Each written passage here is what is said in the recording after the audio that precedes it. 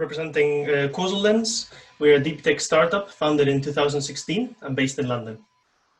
At CausaLens, our vision is to predict and optimize the global economy while having a positive impact in our world.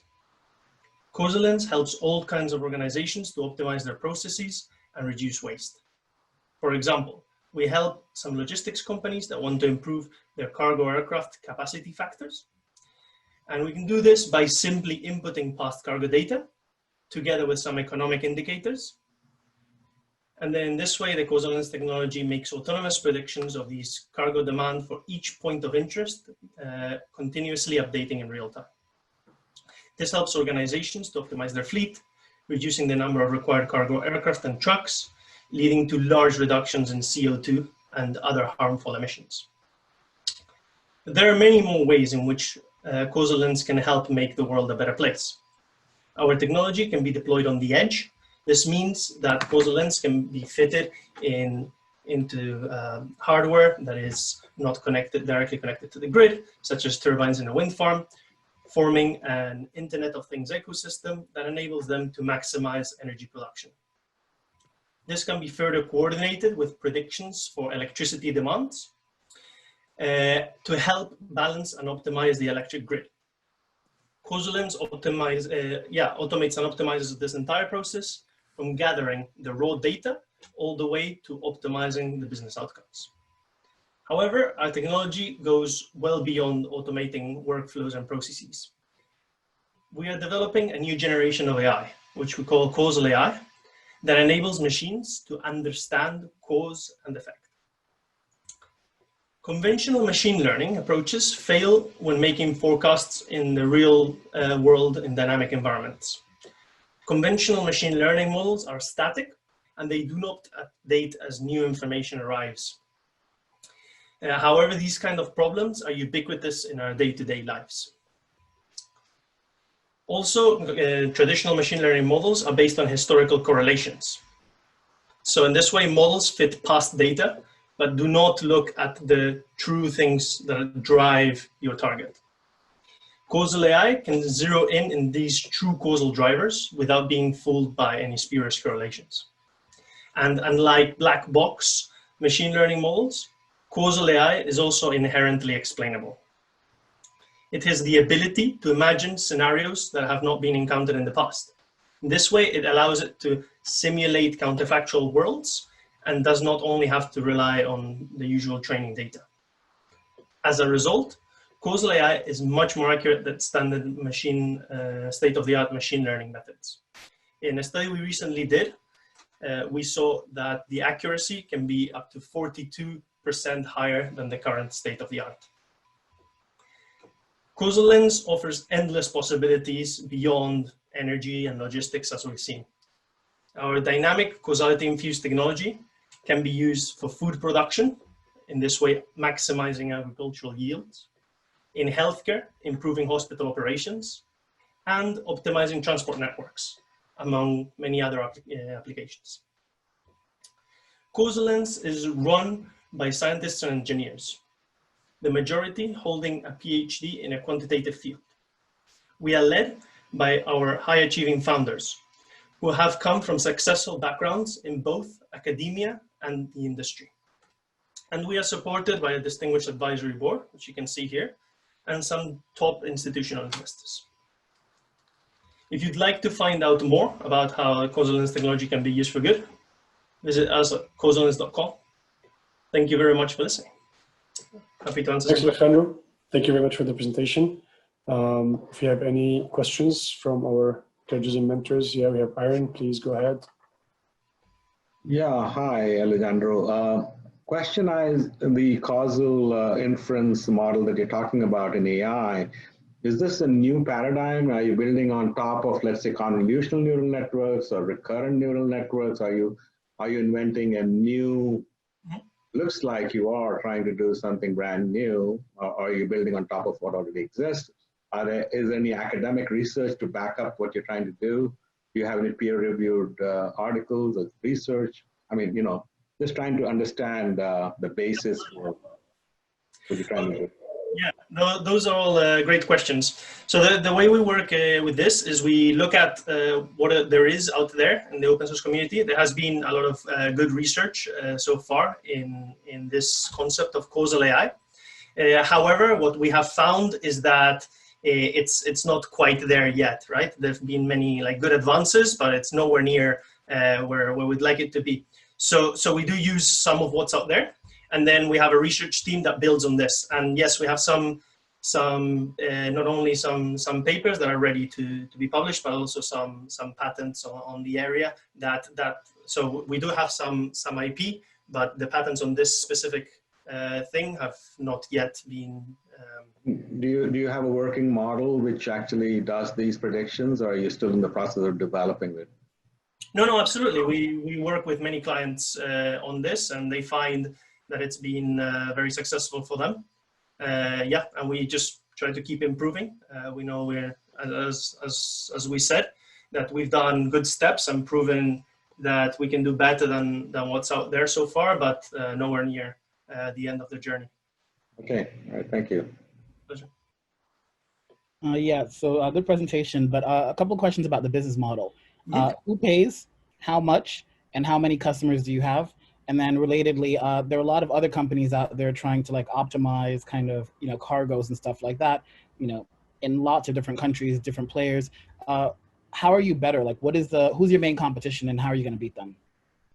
Right, yeah, many questions. If I forget any, please let me know and I'll get back to it. So we have many customers already in the double digits. And we operate a licensing model where they would pay monthly.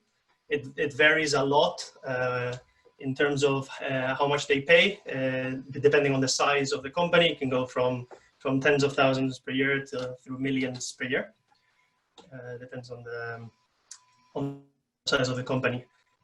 Sorry, the other question was? Well, let me just follow up on that one really quickly. So how much you guys have in revenue currently? Like what's the revenue to date? Yeah, I actually personally, I don't know, but I am not allowed to share that anyway. Okay, and then the other question was competition. There are a lot of people out there doing the same thing or trying to do this. Yeah, sure, absolutely. So there's a few things that distinguish us about the competition. There's also these big players that are now getting into the field that we work in. One of the things is that we built the first fully integrated time series platform to do this, and therefore this is all built from that perspective from scratch. So this is how our clients have told us that we can outperform some of the competition, but also we have this different angle on causality, which other competitors, as far as we know, are not currently doing yet. So this is how we distinguish ourselves and why we found that for the problems that we're working with, we've performed better so far. Thank you much. Mujani, you have a question? Or this will be the last one for this pitching session? Yeah. I would ask the same question. How many women do you have in your engineering team, development team? I believe we have 5 women in our enterprise. Out of how many? Out of over 20. Yeah, it's something we're currently hiring a lot of new recruitees, and we hope to get many more. So please, if you're listening and you're interested, anyone, but also especially any ladies that would like to apply, we're more happy to have your applications. Happy to help. Wonderful. Thank you much, Alejandro. Great presentation and great answers also to questions. And I think by this we have reached the end of this pitching session. Thank you very much, everyone. I mean, we're over time as usual, but I cannot stop the Q&A from happening. That's great. And I would really like to maybe ask very quickly our judges and mentors, and maybe each one of them to give like a 30 seconds final comment about this session, about any insights they would like to express or anything they felt were, listening to these startups and asking some questions to these startups. So maybe I would start with Joseph. Joseph, just like final remarks from your side. Thanks for inviting me. Absolute pleasure to meet everyone, and nice to see you again, Ahmed. I found the all of the pitches incredibly helpful. It's amazing the amount of thought and intelligence that's gone into these ideas, and I'm also very pleased to hear that everyone seems to have IP underway. So congratulations, guys. That's exactly what you should be doing. So good job there. I would encourage all of you to stay very focused. Try not to spread yourselves too thin. And if you're in it to make money, focus on that as well.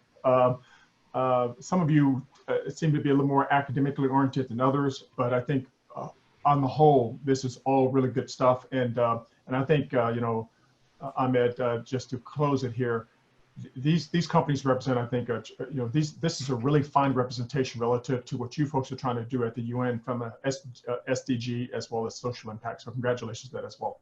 So thank you. Thank you, Joseph, very much for this. Mojan, just final remarks and comments. And I have to tell you, because you asked about this, actually, we should have had another woman on the judging panel here today, but unfortunately, she couldn't make it. So we're having a perfectly gender balanced panels all the time. Thank you so much, Ahmed. It was a pleasure to be on this event. Very thank you so much, all of you, the speakers, the startups who pitched. I would just have one comment, and I think that it was kind of general for all the pitches. I saw like all the founders were men, and in most of the teams I saw, I think there was 5% participation of women and not many in the engineering. I think that is very important. Of course, for startups, it's most important to, at the beginning, survive and have cash and revenue, but it's very important for you and your long-term business to have more diversity. It's not only about women, of course. I see that you had a great diversity in terms of skills, but diversity in terms of other aspects such as gender, background, race, it's very important, and it will help you in the long term. So please keep that in mind. And of course, it's a higher effort to recruit, but there are so many amazing women already out there that they're already in the market to be hired. So they exist. We have, for example, I don't know, 100,000 women in tech. We have like 10,000 women in AI communities. So please tap into those communities and talents. And yeah, thank you so much, everybody. Great. Thank you very much. Great comment. Gary, would you like to give just quick 30 seconds final comments, remarks? Yeah, no, in a lot of ways, I'm going to repeat what I said at the beginning, which is I thought a lot of great ideas, but I think that ultimately you guys just have to remember that judges, whether they be investors or potential clients, are seeing lots of companies that are claiming to do the same thing. And what really differentiates you is if you have any traction or if you have any revenue. Well, I guess that's the best form of traction. So in a lot of cases, those are only coming out in the Q&A as if they were kind of incidental, where you kind of spent most of the pitch talking about the product.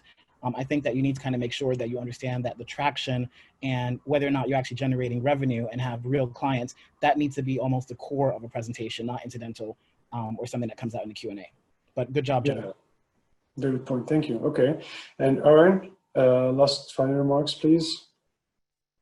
Yeah, thank you, Ahmed, and thank you to all the presenters. I think we saw some really great ideas, and all of them aligned in a way with the SDGs. So it was really nice to see that, and also a lot of diversity, not in terms of gender, but in terms of the startups from different regions of the world. But my main takeaway from this to the startups would be that to focus and try to solve one problem in your niche rather than trying to solve a whole broad array, because there's some of them which have very broad applications. But in order to be successful and to really generate revenue, as Gary was saying, you need to be focused, right, on one area and see if you can generate traction quickly, be better than your competitors, differentiate your product, and go after what you're good at. But the last thing is, don't listen to what we are saying, listen to your market and listen to your customers. I think that's the most important thing. I mean, we are just looking at it from our lens, and that may not necessarily, we don't know your customers, we don't know your market. Go with your gut feel, go with your strengths, and I think you'll be successful, and all the best.